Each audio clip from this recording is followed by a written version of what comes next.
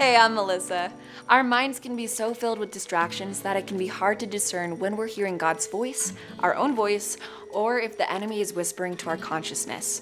Today, let's talk about how we can check to see if we're truly hearing from God.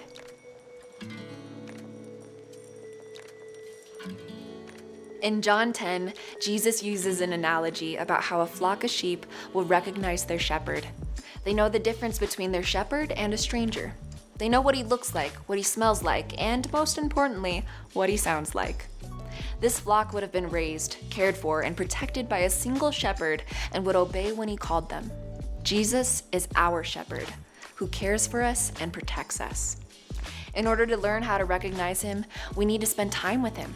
In spending time with him, we can become familiar with what his voice sounds like, how he talks to us, and what he says. When we talk to Jesus, we can do so with faith and confidence that we'll be heard. During prayer, be open to listening to what God has to say too. That's one of the ways we can learn what his voice sounds like.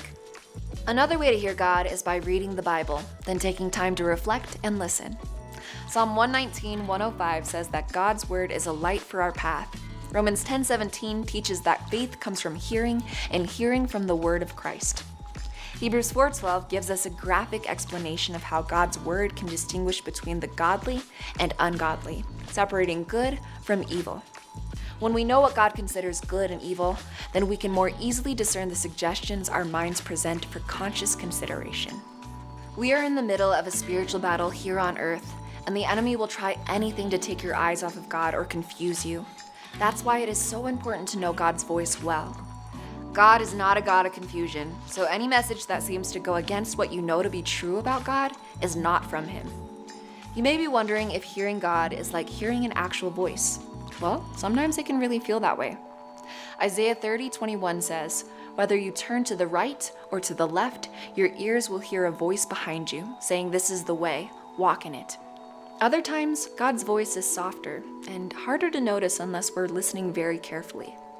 Zechariah 4:6 tells us that God's work is not by might nor by power, but by God's Spirit, meaning that God doesn't need to be showy in order to work in our lives. And yet, other times, God doesn't hold back from practically shouting to get our attention. Psalm 77:18 compares God's voice to both thunder and a whirlwind. If you feel that you've heard a specific command or answer to a question you've prayed about, examine that answer with these questions. 1. Is what I'm hearing confusing and vague or right to the point? Remember, God isn't here to confuse us. He won't send us mixed messages. Number 2. Does this answer go against God's word?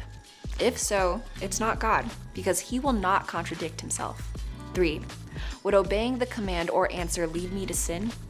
God would not encourage us to give into our sinful nature. God doesn't want us to fail. Jesus is here to help us and lead us, and the better we know our shepherd, the less we have to worry about who's calling our name.